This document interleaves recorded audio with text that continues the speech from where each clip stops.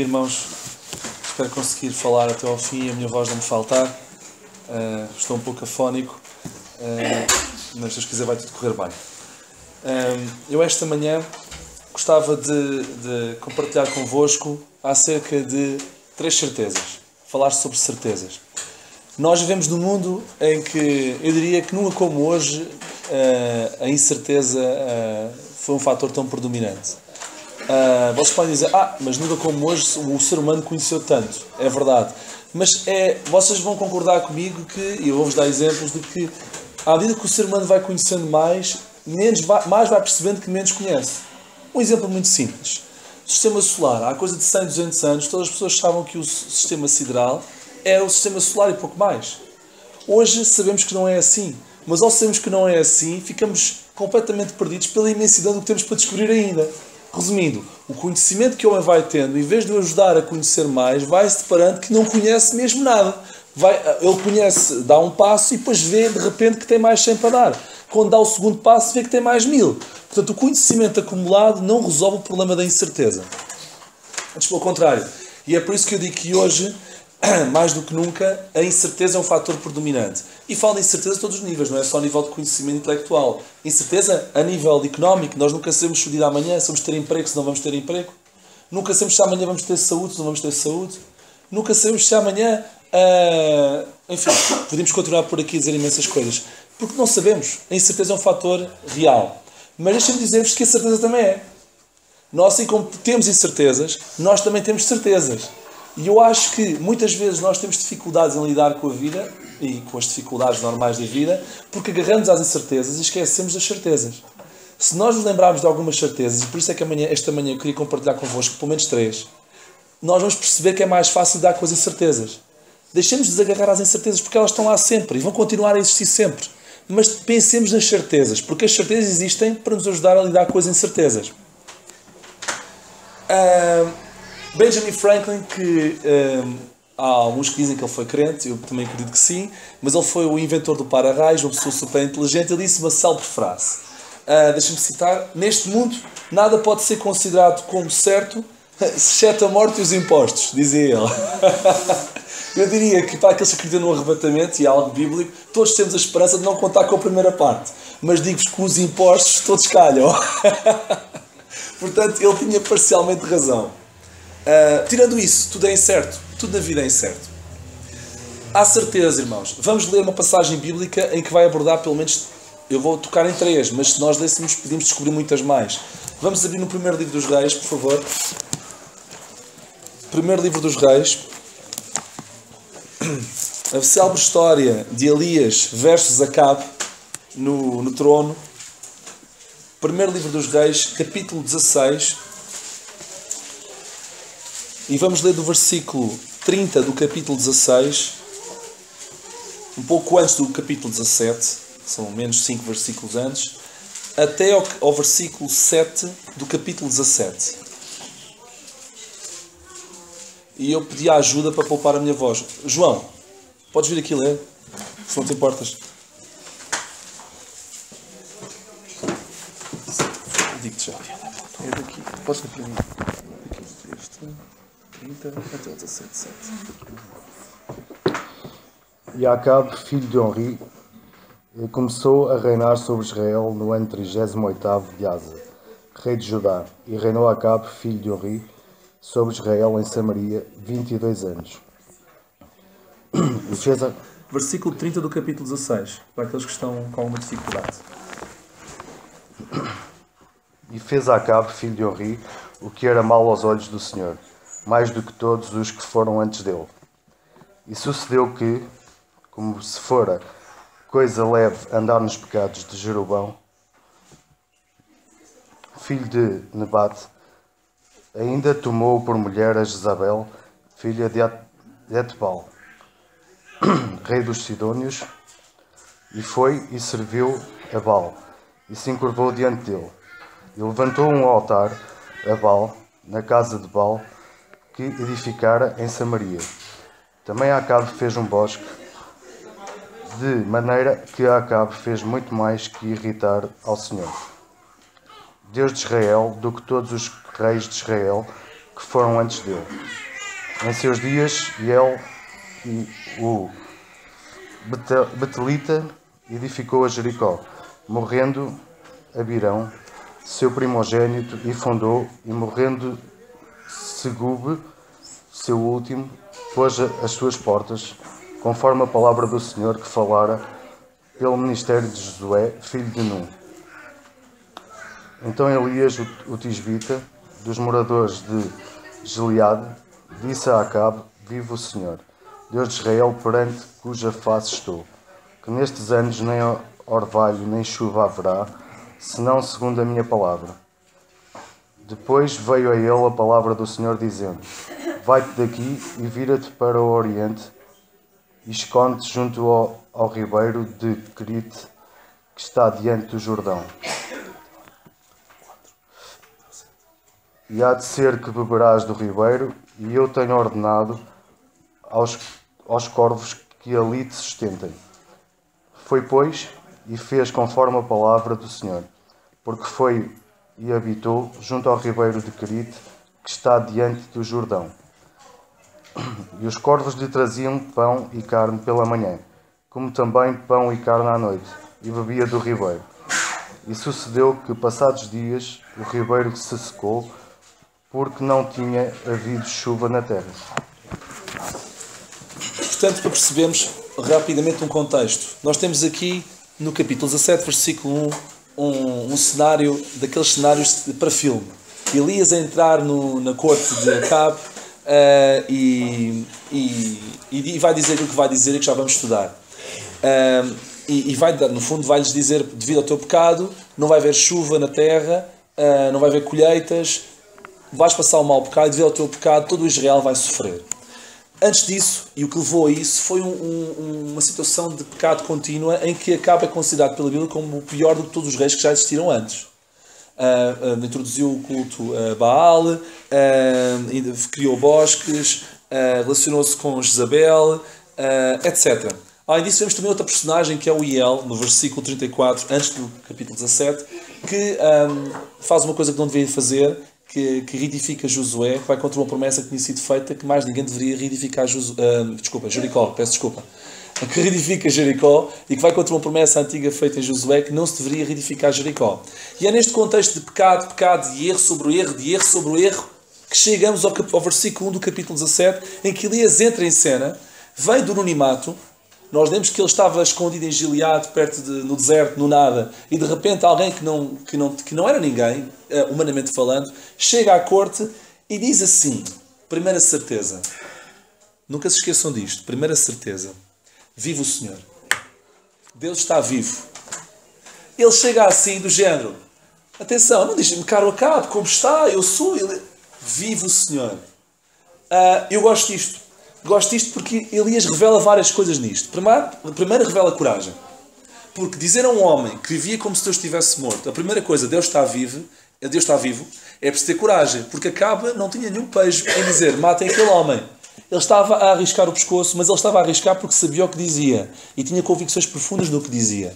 E porque sabia que Acabe precisava de ouvir aquilo. Certeza, Deus está vivo. Atenção, Acabe, tu tens agido como se ele estivesse morto, ou com falta de memória, mas ele está bem vivo. Deus vive. Depois revela convicções profundas, como eu acabei de dizer. Acham que alguém arriscaria o seu pescoço, passe uma expressão, perante um Acabe que era um rei tenebroso, dizendo uma coisa destas, se não tivesse plena certeza do que estava a dizer? Terceiro, Elias só poderia dizer isto, e só alguém pode dizer isto neste contexto perante um rei assim, se estivesse perto de Deus. Porque quanto mais nós passamos com Deus, maior a percepção da sua realidade, da sua presença. Por isso é que Elias, a primeira coisa que lhe apeteceu dizer é: Deus está vivo. Não foi algo forçado, não foi algo estudado, foi algo que vinha dele mesmo. E não lhe custou dizer, porque ele tinha conhecimento desse contacto diário com Deus. Deus está vivo. Vejam a diferença entre a atitude de Elias e a atitude de Acabe e de Hiel. Hiel, vemos, e já lemos, no versículo 34 do capítulo 16, cometeu um disparate. Ele contrariou uma promessa feita em Josué 6:26, em que Deus diz: maldito todo aquele que reedificar Jericó. O primogênito será morto e nas suas portas, quando estiver a terminar, o seu último filho morrerá. E foi o que aconteceu. Mas sabe o que é que significa o nome de Hiel? Hiel no original significa Deus vive. Sabiam? Deus vive. Isto é sintomático e há aqui muitas lições que podemos tirar, eu já vou dizer algumas, mas só queria por agora dizer o seguinte. Se ele acreditasse no próprio nome que tinha, nunca tinha edificado Jericó. E ele devia ter pensado que Deus estava morto e que Deus deve ter tido um lapso de memória para ter feito uma coisa daquelas. Continuando, e antes de avançar com uma série de lições que temos aqui, que são várias, olhemos para outra personagem, Acabe, antes do versículo 1 do capítulo 17. O que ele fez? Ele casou-se com Jezabel. Ele casou-se com Jezabel porquê? Porque a achava bonita? Talvez. Mas mais do que isso, ele casou-se com Jezabel para resolver um problema. Para evitar o cerco dos Sidónios a Nordeste. Ele tinha um problema nas mãos, como nós muitas vezes temos. E o que é que ele pensou? Em vez de confiar no Deus vivo, eu vou resolver o problema pelas minhas mãos. Deixa-me casar com aquela mulher, vou garantir a aliança com os Sidónios, não me vão chatear. Ok, ela traz Baal, traz o culto da idolatria, temos que fazer florestas, temos que fazer coisas que não devemos fazer para Deus. Tudo bem, é um mal menor, mas eu fico pelo menos com a segurança garantida. Foi assim que pensou Acabe. E muitas vezes nós resolvemos os problemas à nossa maneira, humanamente falando até tem alguma lógica, mas há um problema muito grande, é que Deus não está envolvido na equação. Acabe agiu como se Deus não existisse. Acabe também não considerou um Deus vivo. Ele não precisava ter um nome a dizer Ial, Deus vivo. Ele não precisava disso, mas ele era rei de Israel e pela responsabilidade que tinha, deveria tomar decisões para o reino, tendo em consideração os princípios bíblicos. E ele não teve isso em consideração. Algumas lições. Primeira lição. Muitas vezes nós agimos, e muitas vezes nós somos Ial. Ial é Deus vive. Afirmamos que Deus vive, afirmamos crentes, afirmamos que lemos a Bíblia, mas agimos como se ele estivesse morto. Não somos muito diferentes de Ial. Não somos. Não critiquem, irmãos. As personagens estão escritas para o nosso ensinamento, porque nós somos muito mais parecidos com elas do que nós mesmos imaginamos. Segundo, somos também como Acabe. Em vez de confiarmos no Deus vivo, ajudamos Deus a resolver os nossos problemas. À nossa maneira. Temos um problema, em vez de esperar pela resposta, em vez de confiar no Deus vivo, vamos legitimamente arranjar o problema pelos nossos meios e pensamos que está bem resolvido, mas depois aquilo fica tão enrolado. Eu vou-vos dar um exemplo. Eu lá na loja, volta e meia, eu não tenho muito jeitinho com as mãos. Aqueles que me conhecem, e dão umas voltas aos fios, fica tudo enrolado. Então, já me aconteceu uma vez, pegar naquelas pinças e começo a tirar. Em vez de conseguir desembaraçar, ainda fica pior. Até que ir para o orifes. Mas quando é assim, eu devia ter feito logo de início o que devia ter sido feito, que é, quando vejo aquilo muito enrolado, mando logo para o orifes e não mexo. Começa a desenrolar, fica pior. Acabe fez isso. Acabe tinha um nó cego num fio, isto é um exemplo, e em vez de mandar para o orifes, começou a desenrolar e ficou com um nó deste tamanho. É o que acontece quando nós agimos e tomamos decisões sem considerar Deus. E nós somos mais parecidos com Acabe do que nós imaginamos. Por fim, vemos Elias, na sua caverna, onde salvo seja, no deserto, perto do ribeiro de Querite, em Gileade. E de Gileade tinha a fama de ser uma terra em que não vinha nada de jeito.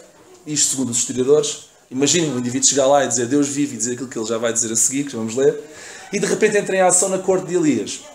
Possivelmente, eu tenho a certeza, eu não entendia nada de política, nada de construção, nada de jogos de guerra, mas ele sabia uma coisa, que Deus estava vivo.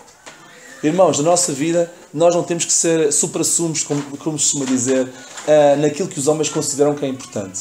Mas agarremos a certezas que nos tornam especiais para tomar decisões realmente boas. A saber que Deus está a viver em função de um Deus vivo é o melhor que nós podemos fazer. Que não somos obrigados, nem devemos nos preocupar se sabemos bem de economia, se sabemos bem do que quer que seja. Agarremos a certezas básicas. E muitas vezes, por serem tão básicas, ignoramos-las. Mas no fundo fazem toda a diferença. Deus está vivo. Segunda certeza. Leiamos o versículo 1 novamente. Então Elias, o tisbita dos moradores de Gileade, disse a Acabe: Viva o Senhor. Versículo 2. Deus de Israel, perante cuja face estou. Por aqui. Deus de Israel, perante cuja face estou. Então Elias estava perante Acabe. Então ele diz: Deus de Israel, perante cuja face estou. Sabem o que isto quer dizer? Que Elias considerava que Deus é que era o legítimo rei de Israel, não era Acabe. Além de chegar ao pé de Acabe, dizer assim: Viva o Senhor. E Acabe não era tolo, Acabe percebeu. Acabe sabia perfeitamente, porque a sua consciência o acusava, que ele estava a agir como se Deus estivesse morto. E que aquele viva o Senhor não foi por acaso. Aquilo não foi uma conversa que fosse estranha a ele.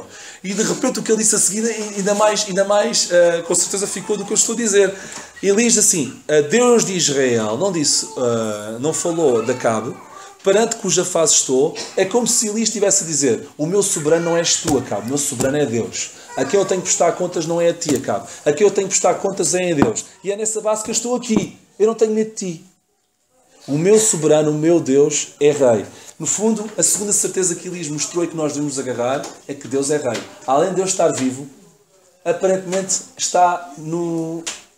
Não existe para os ateus, e humanamente falando, é até a loucura, estamos aqui a adorar e cantar para alguém que não está cá. Mas ele está mais vivo do que nunca e é rei. E ser rei quer dizer várias coisas, já vamos ver. Portanto, Elias, eu gosto de Elias, ele ignorou totalmente Acabe. E concentrou-se somente em dizer bem claramente que ele estava ali e o seu soberano não era Acabe, o seu soberano era Deus. E Elias não via Acabe como rei, mas Deus. Algumas lições que tiramos daqui. Quando deixamos a vontade de Deus, a sua palavra, a Bíblia, etc., reger a nossa vida e a nossa vontade, nós estamos a dar a soberania das nossas vidas a tudo menos a Deus. E é muito importante conhecer Deus como Rei. É muito simples. Não é chegar ao pé de um trono vazio e pôr coisas... Não, é mais simples do que isso. Reconhecer Deus como Rei é deixar que Deus ajude-nos a decidir as nossas decisões mais importantes. É entregar a nossa vida nas mãos dele. É deixá-lo ser soberano das nossas vidas. E isso é reconhecer Deus como Rei. Mas para fazermos isso, temos de ter a certeza que Ele é Rei de facto. E vemos aqui que Elias não tinha a mínima dúvida. Elias sabia que Deus era Rei. E estava disposto por dizer isso, ok? A arriscar o pescoço, por dizer isso. Por vezes também somos como Acabe. Queremos ser reis e senhores do nosso próprio destino. Achamos que temos legitimidade para governar as nossas vidas sem Deus. E assim como Acabe, o mundo hoje em dia quer-nos, no fundo, de manhã à noite, quer-nos passar essa informação. Tu és rei e senhor da tua vida. Toma as decisões que tu queres. Hoje em dia, coisas que são de valores importantes são tidas postas completamente no lixo, passa a expressão, porque o mais importante não é aquilo que está, aquilo que é tradição, não é aquilo que são os valores, já para não falar dos valores bíblicos, mas é aquilo que tu queres fazer, quando queres fazer e estás à vontade. Isto é ensinar, isto subrepticiamente é ensinar que nós somos reis de nós mesmos. Atenção a isto, é perigoso.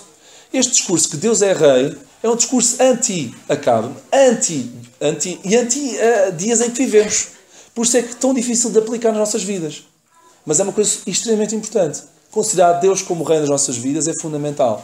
E vai contra as regras e o status quo em que vivemos. Terceira grande certeza. Leiamos o versículo 2. Depois veio a ele a palavra do Senhor dizendo, Deus dirige-se a Elias. Depois de ele ter chegado ao pé de Acabe e ter dito que nem sol, nem orvalho, nem chuva haverá, senão segundo a minha palavra, etc. E fez aquela aparição fantástica perante Acabe. Deus vai ter com Elias e diz-lhe o seguinte, versículo 3. Vai-te daqui e vira-te para o oriente e esconde-te junto ao ribeiro de Querite que está adiante do Jordão. E há de ser que beberás do ribeiro. E eu tenho ordenado aos corvos que ali te sustentem. E o que é que Elias fez? Foi, pois, e fez conforme a palavra do Senhor. Agora leiam comigo versículo 2. Veio a palavra do Senhor dizendo, façam parênteses no 3 e no 4, e versículo 5. Foi, pois, ele fez conforme a palavra do Senhor. Eu gosto disto. Deus deu uma ordem a Elias e Elias cumpriu. Sabem o que é que Elias cumpriu? E já vamos ver que tipo de ordem que foi e o contexto em que foi feita. Elias recebeu uma indicação e ele cumpriu. Ele revelou e provou de que a palavra de Deus para ele era verdadeira. E esta é a terceira certeza que devemos ter. A palavra de Deus deve ser verdadeira para nós. Não é fácil, depois de um espetáculo daqueles, e deixe-me usar esta expressão, em que Elias fez foi um one-man show, na coroa, enfrentou o grande Acabe, de repente agora vais para o deserto, vais-te esconder. Depois disto, os corvos vão-te dar comida e tu vais beber água do ribeiro. Tipo, depois daquele espetáculo, eu queria continuar a ir a mais cortes. Enfrentar os reis todos. Mas Deus sabia que não era bom. E Deus disse a Elias, já chega de festa. Agora vais um bocadinho para a calada. E vais para o deserto. E Elias não teve peixe nenhum a dizer assim, não, oh Deus, eu estou tão preparado que venha mais Acabe. Não. Elias, contra a sua própria natureza, aceitou e foi para o isolamento. Não foi só cumprir a vontade de Deus. Não foi só cumprir, mas foi cumprir, se calhar, contra a sua própria natureza. Atenção. Porque nós, no lugar de Elias, se calhar, punhamos questões. Oh Deus, se calhar não é a melhor altura para eu me afastar. Eu agora poderia continuar e fazer tudo aquilo que tu me ensinaste sem querer-te. Eu estou lançado, eu estou com o gás todo, como se costuma dizer. Não me deixes agora ir para o deserto. Mas ele foi e cumpriu. Afastou-se. Aparentemente falando, no segundo mundo, ele deu passos atrás. Mas Deus queria que ele fizesse isso. Porquê? Porquê é que ele fez isso? Porque para ele a palavra do Senhor era verdadeira. E como tal deveria ser obedecida. Nunca se esqueçam de uma coisa que eu vos vou dizer. A nossa crença na palavra de Deus é medida pelo nosso grau de obediência à mesma. Não é dizer nós queremos, eu creio, eu sou. Não. Nós provamos que queremos quando obedecemos. E Elias provou isso. A nossa crença na palavra de Deus, por isso é uma certeza que muitas vezes não a temos. Eu tenho a certeza que muitas vezes nos esquecemos disto. Que Deus está vivo, é básico, esquecemos. Que Deus é rei, é básico, é verdade, não estás a dizer nada diferente, não estás, David, mas esquecemos. E que a palavra de Deus é verdadeira, é básico. E não nos esquecemos tantas vezes, esquecemos. Irmãos, estamos preocupados com as incertezas, quando o básico são 3 certezas como estas, nós não estamos minimamente agarrados. Se nós nos agarrarmos a isto, vamos enfrentar as dificuldades, e Elias não teve poucas. Elias era um homem sujeito às mesmas paixões que nós. Mas atenção, ele foi capaz de fazer isto porque tinha estas 3 certezas. Não tinha conhecimentos especiais a nível daquilo tudo que eu já falei, mas tinha o mais importante, que eram estas 3 certezas. Há uma ilustração que eu gosto muito, que diz assim: um homem com um relógio sabe sempre que horas tem. O homem com 2 relógios fica sempre na dúvida. Sabem o que isto quer dizer? O homem com um relógio sabe sempre que horas tem. Já me aconteceu. O homem com 2 fica sempre na dúvida. Mas qual é o que está certo? Não é? Mas sabe o que isto quer dizer? Nós, quando deixamos de dirigir a nossa vida por 2 reis, por 2 senhores, por 2 estados de espírito, por 2 mundos, às tantas, nem somos uma coisa, nem somos a outra, e temos dúvidas. As dúvidas nascem. Não há possibilidade de haver certezas. Muitas vezes faltam-nos certezas porque não estamos focados num rumo. Porque se estivéssemos focados num relógio, nós tínhamos mais certezas do que incertezas. Irmãos, é isto que eu tinha para vos dizer. Já sabem que eu gosto de cumprir as horas e também a minha voz não permite falar mais. E nem é por muito falar que Deus pode falar aos corações. Mas eu queria só destacar, nunca se esqueçam das 3 certezas. Que Deus está vivo. Qual é a segunda certeza? Que Deus é rei. Qual é a terceira? Irmãos, há aquela técnica que eu aprendi uma vez, que nós geralmente retemos cerca de 20% ou 15% do que ouvimos. Eu espero que hoje seja um bocadinho mais, porque só foram 3 certezas. Deus abençoe.